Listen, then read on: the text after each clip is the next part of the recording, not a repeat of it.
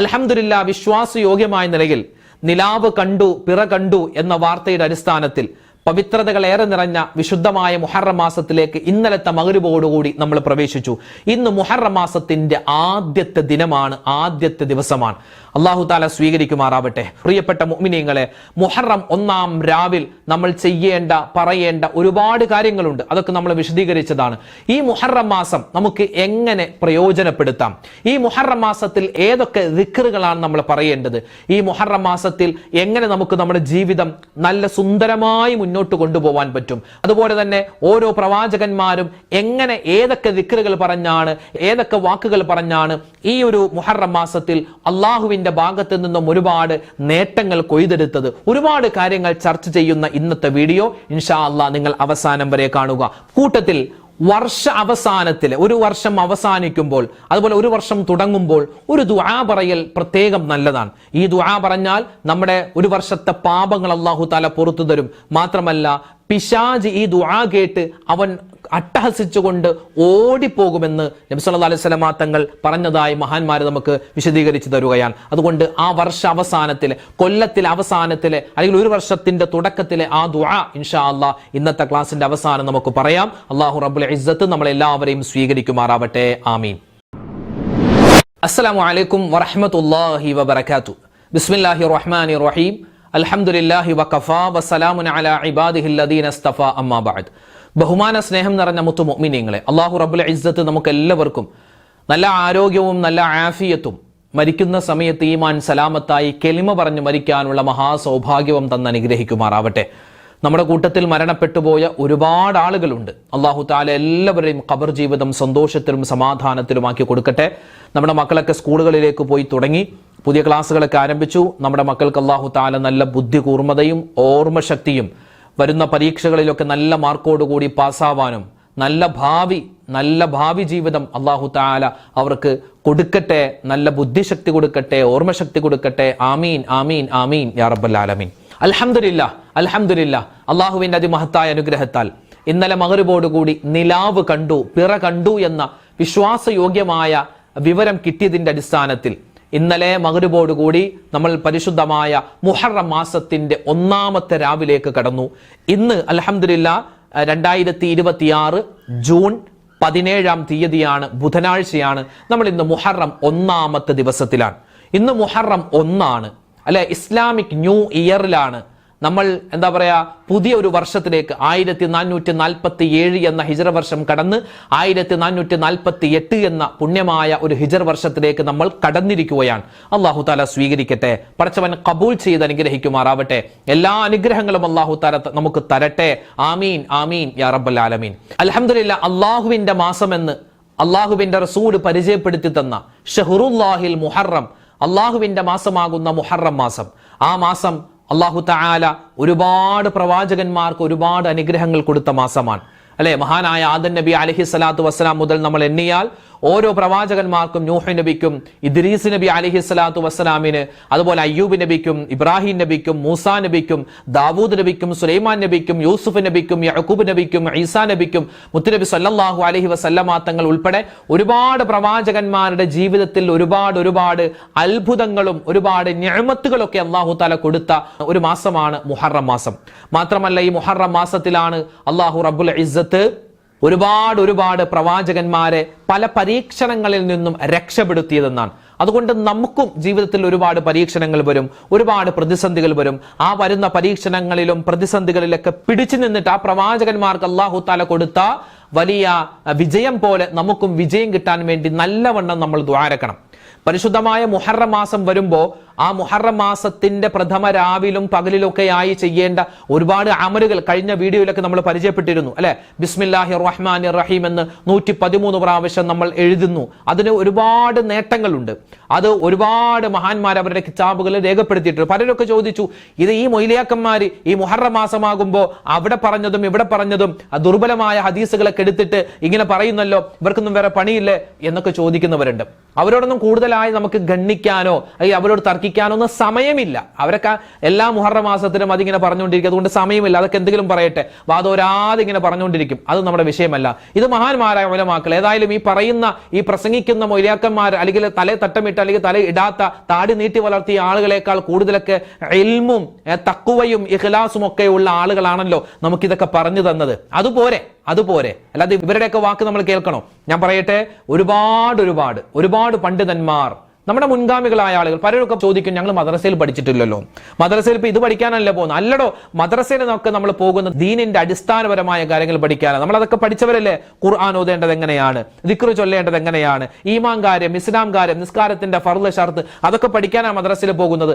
ആ മദ്രസയിൽ പഠിക്കാത്ത എത്രയോ അമലുകളുണ്ട്, എത്രയോ ഇൽമുകളുണ്ട്, നമുക്ക് ചുറ്റുപാടും എത്രയോ കാര്യങ്ങളുണ്ട്. മഹാനായ ഇമാം ഖസാലി റഹ്മത്തുള്ളാഹി അവിടുത്തെ കിതാബൊക്കെ എടുത്ത് നോക്കിയാൽ മദ്രസയിൽ പഠിച്ച കാര്യങ്ങളൊന്നും അല്ല. ഒരുപാട് തസവ്വുഫിന്റെ ഒരുപാട് നമ്മൾ കേൾവി, നമ്മൾ അത്ഭുതം ഇങ്ങനെ കൊണ്ടോ നമുക്ക് തോന്നിപ്പോകും. അത്രമാത്രം വിശാലമായ ഒരുപാട് ഗ്രന്ഥങ്ങൾ മഹാനവറുകളൊക്കെ എഴുതിയിട്ടുണ്ട്. അങ്ങനെ ഒരുപാട് മഹാന്മാർ നമ്മളെക്കാളൊക്കെ, ഈ പറയുന്ന എന്നേക്കാൾ അല്ലെങ്കിൽ കേൾക്കുന്ന നിങ്ങളെക്കാൾ അല്ലെങ്കിൽ ഇപ്പോൾ ഇതിനൊക്കെ വിമർശിക്കുന്ന ഒരുപാട് ആളുകളുണ്ടല്ലോ, അവരെക്കാളൊക്കെ നല്ല ഈമാനും ഇസ്തിഖാമത്തും ഹിദായത്തും തഖ്വയും ഒക്കെ ഉണ്ടായിരുന്ന ഉസ്താദുമാർ, മഹാന്മാർ അവരുടെ കിതാബുകളിൽ എഴുതി വെച്ച കാര്യമാണ് ഞാൻ ഈ പറഞ്ഞത്. അല്ലാതെ എന്റെ വകയായിട്ട് പറയുന്നതല്ല. എന്റെ വകയായിട്ട് ഞാൻ ഇതിനകത്ത് ഒന്നും പറഞ്ഞിട്ടില്ല. മറ്റ് ഉസ്താദുമാരും മഹാന്മാരൊക്കെ എന്തൊക്കെ പറഞ്ഞു അതെടുത്ത് നമ്മുടെ ഭാഷയിൽ ഞാൻ നിങ്ങൾക്ക് പറഞ്ഞു തരുന്നു എന്ന് മാത്രം. അതിൽപ്പെട്ട ഒന്നാണ് 113 പ്രാവശ്യം ബിസ്മില്ലാഹിർ റഹ്മാൻ റഹീം. ഇത് എഴുതേണ്ടവർക്ക് എഴുതിയാൽ മതി, ആരെയും നമ്മൾ നിർബന്ധിക്കുന്നില്ല. പക്ഷെ ഇത് എഴുതുമ്പോൾ ചില കാര്യങ്ങൾ ശ്രദ്ധിക്കണം. നമ്മൾ നിസ്കാരമൊക്കെ കൃത്യമാക്കുന്നവർ വേണം എഴുതി വെക്കാൻ, അല്ലെ? നിസ്കാരമില്ല, നോമ്പില്ല, സക്കാത്തില്ല, ഒന്നുമില്ല, ചുമ്മാ ബിസ്മില്ലാഹിർ റഹ്മാൻ റഹീം എന്ന് എഴുതി മുഹറം മാസത്തിന്റെ തുടക്കം എഴുതി വെച്ചിട്ട് ഞാനിപ്പോ രക്ഷപ്പെടുമെന്ന് പറഞ്ഞിരിക്കാൻ അങ്ങനെയല്ല. നല്ലവണ്ണം നമ്മൾ നിസ്കരിക്കുന്നവരാണ്. നിസ്കരിച്ചാൽ തന്നെ രക്ഷപ്പെട്ടു. നിസ്കാരമൊക്കെ കൃത്യമാണെങ്കിൽ തന്നെ നമുക്ക് എന്താണ്, എല്ലാവിധ ഖൈറും ഉണ്ടാകും. ആ കൂട്ടത്തിൽ മഹാന്മാര് പറഞ്ഞതാണ്. അതുകൊണ്ട് ഇതും കൂടി എഴുതി വെച്ചാൽ വളരെ റാഹത്താണ്. പലരൊക്കെ മിനിഞ്ഞാന്നത്തെ നമ്മുടെ വീഡിയോയിൽ ബിസ്മില്ലാഹിർ റഹ്മാൻ റഹീം 113 പ്രാവശ്യം എഴുതുന്നതുമായി ബന്ധപ്പെട്ട് വിശാലമായി നമ്മൾ പറഞ്ഞിരുന്നു.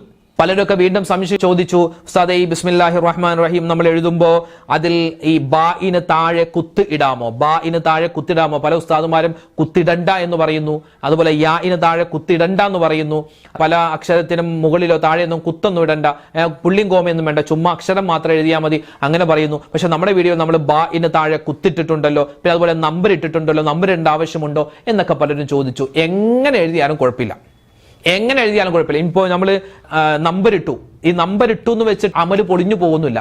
നമ്പർ നമ്മുടെ എന്തിനായിരുന്നു 1, 2, 3 നമുക്കത് കൃത്യമായി മനസ്സിലാക്കാൻ വേണ്ടിയാണ്. അങ്ങനെ നിങ്ങൾക്ക് എഴുതാം. എഴുതണ്ടെന്ന് ആരും അങ്ങനെ പറഞ്ഞിട്ടില്ല, അങ്ങനെ നിങ്ങൾക്ക് എഴുതാം. പിന്നെ ബാഇന് താഴെ കുത്തിട്ടു എന്ന് വിചാരിച്ച് നമ്മൾ എഴുതുന്നത് കാര്യം ഫസാദായി പോകുന്നില്ല. പല കിതാബുകളിലും മഹാന്മാര് പല രൂപത്തിലും പറഞ്ഞിട്ടുണ്ട്.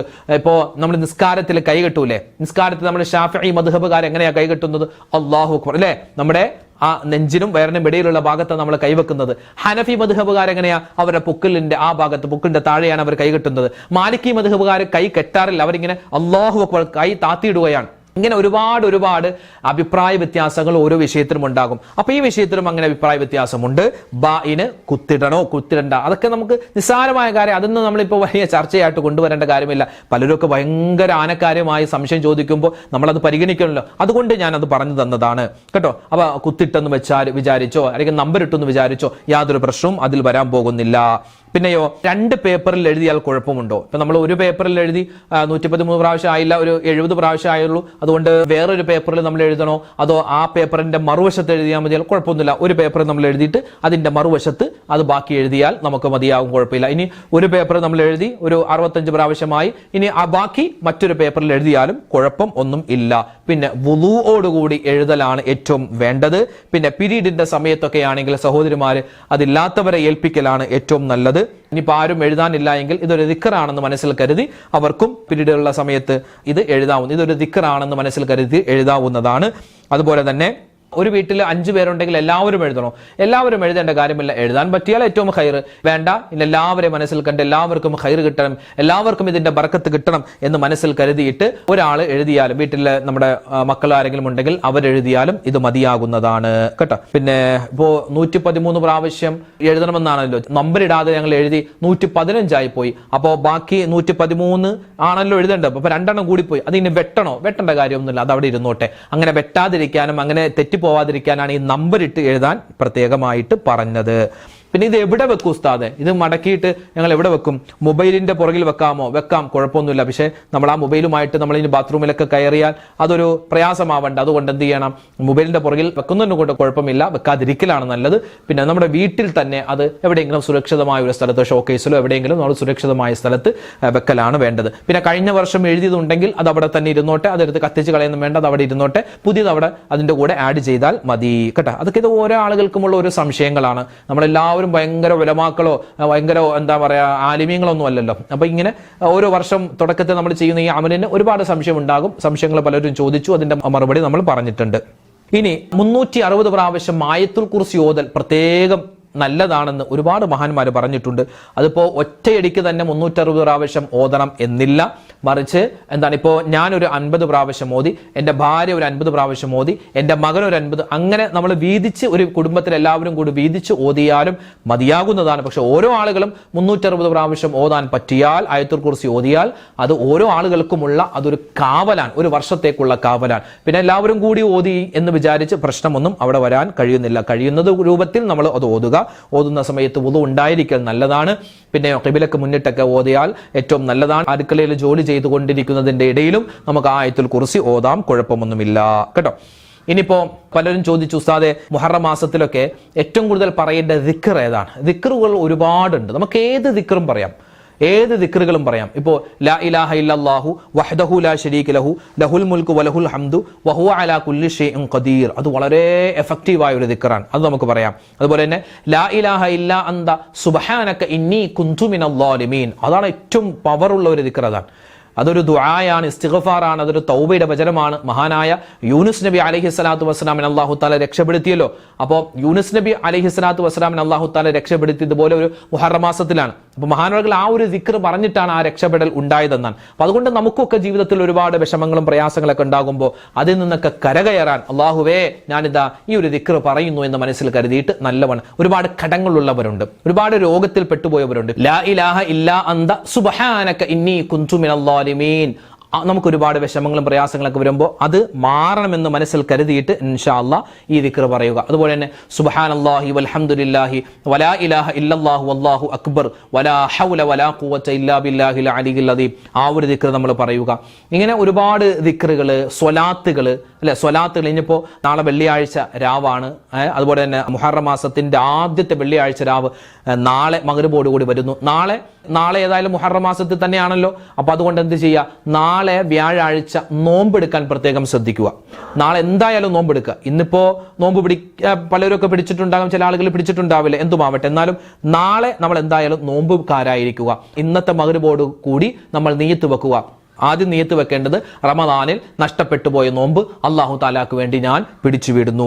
അതോടൊപ്പം തന്നെ വ്യാഴാഴ്ച ദിവസത്തിലെ സുന്നത്തായ നോമ്പ് അല്ലാഹു തആലാക്ക് വേണ്ടി ഞാൻ പിടിക്കുന്നു. ആ കൂട്ടത്തിൽ എന്താണ് മുഹറം മാസത്തിൽ നിന്നുള്ള സുന്നത്തായ ഒരു നോമ്പ് അല്ലാഹു തആലാക്ക് വേണ്ടി ഞാൻ അനുഷ്ഠിക്കുന്നു. അങ്ങനെ 3 നിയ്യത്ത് നമുക്ക് നാളത്തെ നോമ്പിന് ഇന്നത്തെ മഗ്‌രിബിന് ശേഷം നിയ്യത്ത് വെച്ചാൽ നമുക്ക് അതിന്റെ പ്രതിഫലം ഇൻഷാ അല്ലാഹ് ഒരൊറ്റ നോമ്പ് കൊണ്ട് 3 നോമ്പിന്റെ പ്രതിഫലം അല്ലാഹു തആല തരുന്നതാണ്. അപ്പൊ കാര്യം പ്രത്യേകം നോമ്പുകളെ അധികരിപ്പിക്കുക. ഇനി വരുന്ന ദിവസങ്ങളിലൊക്കെ നോമ്പുകാരായിരിക്കുക, ധാരാളമായി ഇസ്തിഗ്ഫാർ പറയുക, അതുപോലെ തന്നെ രോഗികളെ സന്ദർശിക്കുക, മറ്റുള്ളവരോട് സലാം പറയുക, പിണക്കങ്ങൾ മാറ്റുക. പുതിയൊരു വർഷമാണ്, പിണക്കങ്ങൾ മാറ്റുക. എല്ലാവരോടും മുഖത്ത് നോക്കി ഒന്ന് ചിരിക്കുക. മറ്റുള്ളവരുടെ പരദൂഷണം പറയരുത്, ഏഷണി പറയരുത്. കഴിഞ്ഞ വർഷമൊക്കെ എത്രയോ തെറ്റുകൾ തിന്മകൾ ചെയ്തു, ഇനി ഞാൻ ചെയ്യൂല, ഒരു നന്നാകുമെന്നുള്ള ദൃഢനിശ്ചയം നമ്മൾ എടുക്കുക. നിങ്ങളൊക്കെ എനിക്ക് നന്നാവണം എന്നുള്ള നല്ല ദൃഢനിശ്ചയം ഉണ്ടാവുക. അതുപോലെ തന്നെ വിശുദ്ധമായ ഖുർആൻ അറിയാവുന്ന സൂറത്തുകളൊക്കെ പാരായണം ചെയ്യുക. പലരുമൊക്കെ ഖത്തം തുടങ്ങാൻ വേണ്ടിയിരിക്കുന്നു, മുഹറം 1 മുതൽ ഖത്തം ഞാൻ തുടങ്ങുമെന്ന് പലരൊക്കെ കരുതിയിട്ടുണ്ട്. അങ്ങനെ ഖത്തം ഓതാൻ പറ്റുന്നവരെ ഖത്തം ഓതുക. ഇങ്ങനെ നമ്മളെ കൊണ്ട് ചെയ്യാൻ പറ്റുന്ന നല്ല കാര്യങ്ങളൊക്കെ ഒരുപാട് കണ്ട് ചെയ്താൽ ഇൻഷാ അല്ലാഹ് ഈ മുഹറം മാസം, ഈ ഒരു പുതുവർഷം നമുക്ക് അല്ലാഹു തആല ഖൈറിലും സലാമത്തിലും റാഹത്തിലും ഒക്കെ ആക്കി തരും ഇൻഷാ അല്ലാഹ്. അല്ലാഹു റബ്ബുൽ ഇസ്സത്ത് എല്ലാവിധത്തിലുള്ള അനുഗ്രഹങ്ങളും കിട്ടുന്ന, എല്ലാവിധത്തിലുള്ള നന്മയും കിട്ടുന്ന ആളുകളിൽ നമ്മുടെ എല്ലാവരെയും അല്ലാഹു തആല ഉൾപ്പെടുത്തി അനുഗ്രഹിക്കുമാറാവട്ടെ. അതോടൊപ്പം തന്നെ പ്രിയപ്പെട്ട മുഅ്മിനീങ്ങളെ, ഒരു ഹിജ്റ വർഷം നമ്മളിൽ നിന്നും വിട പറഞ്ഞ് മറ്റൊരു ഹിജ്റ വർഷം നമ്മളിലേക്ക് വരികയാണ്. ഈ സമയത്ത് മഹാന്മാര് പഠിപ്പിക്കുന്ന കൊല്ലത്തിന്റെ അവസാനത്തിൽ പറയേണ്ട ഒരു ദുആയുണ്ട്, വർഷ അവസാനത്തിൽ പറയേണ്ട ദുആ. ഇതിപ്പോ മുഹറം മാസം 1-ാമത്തെ ദിവസം പറഞ്ഞാലും കുഴപ്പമില്ല, അല്ലെങ്കിൽ ദുൽഹിജ്ജ 30-ാമത്തെ ദിവസം പറഞ്ഞാലും കുഴപ്പമില്ല. ഒരു വർഷത്തിന്റെ തുടക്കം അല്ലെങ്കിൽ ഒരു വർഷത്തിന്റെ അവസാനം ഈ ദുആ നമ്മൾ എന്തായാലും പറഞ്ഞിരിക്കണം. വളരെ പുണ്യമായ ഒരു ദുആയാണ്. ഇൻഷാ അല്ലാഹ് ആ ദുആ നമ്മൾ ഇവിടെ പറയാൻ പോവുകയാണ്. ആ ദുആ കേട്ട് മനസ്സിലാക്കി അതെല്ലാവരും കൂട്ടത്തിൽ ചൊല്ലി അതിന്റെ അർത്ഥം എല്ലാവരും മനസ്സിലാക്കി വെക്കുക. പിന്നെ ഈ ദുആ നമുക്ക് കാണാപ്പാഠം പഠിച്ചൊന്നും ഇപ്പോൾ പറയാൻ പറ്റിക്കൊള്ളണമെന്നില്ല, എന്നാലും കുഴപ്പമില്ല. ഇൻഷാ അല്ലാഹ് ഇത് വളരെയധികം പ്രതിഫലം കിട്ടുന്ന ദുആയാണ്. ആ ദുആ ഞാൻ പറയാം, നിങ്ങൾ എല്ലാവരും അത് ഏറ്റുചൊല്ലുക. അല്ലാഹു റബ്ബുൽ ഇസ്സത്ത് ഈ ദുആഇന്റെ ഫലമായി നമ്മുടെ പാപങ്ങളൊക്കെ പുറത്തു തന്ന് അനുഗ്രഹിക്കുമാറാവട്ടെ. ഈ ദുആ പറഞ്ഞാൽ അല്ലാഹു തആല കഴിഞ്ഞുപോയ വർഷത്തെ പാപങ്ങളൊക്കെ നമുക്ക് പുറത്തു തരും. മാത്രമല്ല ഈ ദുആ കേട്ട് പിശാച് കരഞ്ഞ് അട്ടഹസിച്ചുകൊണ്ട് ഓടുമെന്നാൽ മാത്രമല്ല വരുന്ന വർഷം നമുക്ക് വലിയ, അതായത് ഇപ്പോൾ മുഹറം മാസം, ആ മുഹറം എന്ന 1448 എന്ന വർഷത്തിൽ നമുക്ക് ഒരുപാട് അനുഗ്രഹങ്ങൾ അല്ലാഹു തആല തരുമെന്നാണ്. ഏതാണ് ആ ദുആ? ആ ദുആയിലേക്ക് നമ്മൾ കടക്കുകയാണ്. അല്ലാഹുമ്മ മാ അമിൽതു ഫീ ഹാദിഹിസ് സനാ. എല്ലാവരും ഒന്നിച്ചു പറഞ്ഞോട്ടാ, എല്ലാവരും ഒന്നിച്ചു പറഞ്ഞു. അല്ലാഹുമ്മ മാ അമിൽതു ഫീ ഹാദിഹിസ് സനാ മിമ്മാ നഹൈതനീ അൻഹു വലം തർലഹു. എന്താ ഇപ്പൊ പറഞ്ഞ ഈ ഒരു ദുആഇന്റെ തുടക്കത്തിൽ അർത്ഥം എന്താണ്? അല്ലാഹുവേ പടച്ചവനെ, നീ നിരോധിച്ച ഒരുപാട് കാര്യങ്ങളുണ്ട്, അതൊക്കെ ഞാൻ ചെയ്തു പോയി റബ്ബേ, അല്ലെ? നീ ചെയ്യരുതെന്ന് പറഞ്ഞ ഒരുപാട് കാര്യങ്ങൾ കഴിഞ്ഞ വർഷം ഞാൻ ചെയ്തു പോയി. നിനക്ക് പൊരുത്തമില്ലാത്ത ഒരുപാട് കാര്യങ്ങൾ ഞാൻ ചെയ്തു പോയി. അല്ലാഹ് അതൊക്കെ നീ അറിയുന്നവനാണ്. അല്ലാഹു നീ അറിയുന്നവനാണ്. പടച്ചവനെ അല്ലാഹുവേ, ഞാൻ ഒരുപാട് തെറ്റ് ചെയ്തു പോയി. നീ ചെയ്യരുതെന്ന് പറഞ്ഞ പലതും ചെയ്തിട്ടുണ്ട്. വനസീതുഹു വലം തൻസഹു. അല്ലാഹുവേ, ഞാൻ കഴിഞ്ഞ വർഷത്തിൽ ചെയ്തു പോയ പല തെറ്റും അത് ഞാൻ മറന്നുപോയി. ചെയ്ത പല തെറ്റും ഞാൻ മറന്നുപോയിട്ടുണ്ട്. അല്ലാഹുവേ, വലം തൻസഹു, നീ മറന്നിട്ടില്ല തെറ്റൊന്നും. വലം അതുബു മിൻഹു. അല്ലാഹുവേ, ഞാൻ ആ ചെയ്തു പോയ തെറ്റുകളിൽ പലതും തൗബ ചെയ്തിട്ടില്ല. വീണ്ടും അല്ലാഹുവിനോട് നമ്മൾ പറയുന്നു, എല്ലാവരും ഒന്നിച്ചു പറഞ്ഞു. വദഅവതനി ഇല തൗബതി ബഅദ ജാഅതി അലാ മഅസിയതിക്. അല്ലാഹുവേ പടച്ചവനെ, ഞാൻ തെറ്റ് ചെയ്ത സമയത്ത് നീ എന്നെ തൗബയിലേക്ക് ക്ഷണിക്കുകയുണ്ടായി. അല്ലെ, നമ്മൾ ഒരു തെറ്റ് ചെയ്യുമ്പോൾ ആ തെറ്റ് ചെയ്ത് കഴിഞ്ഞിട്ട് ഒരു മനസ്താപം ചിലപ്പോൾ നമുക്കുണ്ടാകും, ഒരു മനസ്സിന് ഒരു ദുഃഖമുണ്ടാകും. അത് അല്ലാഹു നമുക്ക് തരുന്നത് എന്തിനാ? ഇനി ചെയ്യാതിരിക്കാൻ. പക്ഷെ അതും മറികടന്ന് നമ്മൾ പല തെറ്റും ചെയ്തിട്ടുണ്ട്. വീണ്ടും നമ്മൾ പറയുകയാണ്, അല്ലാഹുവിലേക്ക് തൗബ ചെയ്യുന്നു. ഫഇന്നീ അസ്തഗ്ഫിറുക ഫഗ്ഫിർലീ. അല്ലാഹുവേ, ഞാൻ നിന്നോട് ഇസ്തിഗ്ഫാർ തേടുകയാണ്, പാപമോചനം തേടുകയാണ്, നീ എനിക്ക് പുറത്തു തരണേ അല്ലാഹ്. വമാ അമിൽതു ഫീഹാ മിൻ അമലിൻ തർലാഹ് വവഅദ്തനി അലൈഹി الثواب فاسألك أن تتقبله مني ولا تقطع رجائي منك يا كريم. അല്ലാഹുവേ പടച്ചവനെ, നീ എനിക്ക് ഒരുപാട് പ്രതിഫലങ്ങളൊക്കെ വാഗ്ദാനം ചെയ്തിട്ടുണ്ട്, അല്ലേ? ഒരുപാട് പ്രതിഫലം ചെയ്തിട്ടുണ്ട്, അതൊക്കെ എനിക്കറിയാം. പക്ഷെ എന്നാലും ആ വാഗ്ദാനം ചെയ്തിട്ടുള്ള പ്രതിഫലങ്ങളൊക്കെ മറികടന്ന് അതൊക്കെ മറന്നിട്ട് ഞാൻ ഒരുപാട് തെറ്റ് ചെയ്തു പോയിട്ടുണ്ട്. അല്ലാഹുവേ പടച്ചവനെ, നിന്നോട് ഞാൻ ചോദിക്കുകയാണ്, നീ മാന്യനാണ് അല്ലാഹുവേ, നീ മാന്യനാണ്. എൻ്റെ ആ ഒരു പ്രതീക്ഷ നീ കെടുത്തിക്കളയരുത്. അല്ലാഹുവേ, എൻ്റെ പാപങ്ങൾ പൊറുക്കണം, എനിക്ക് എല്ലാവിധ ഖൈറ് തരണം എന്നൊക്കെയാണ് ഈ ദുആഇന്റെ ഏകദേശ അർത്ഥം. ഒന്നിച്ച് എല്ലാവർക്കും കൂടി ഒന്നിച്ച് ഉറക്കെ പറഞ്ഞു കേട്ടോ. ഇതൊരു തൗബയുടെ വചനമാണ്, ഇത് പുണ്യമായ ഒരു ദുആയാണ്, ഇതൊരു വർഷത്തെ അവസാനം നമ്മൾ പറയേണ്ട ദുആയാണ്.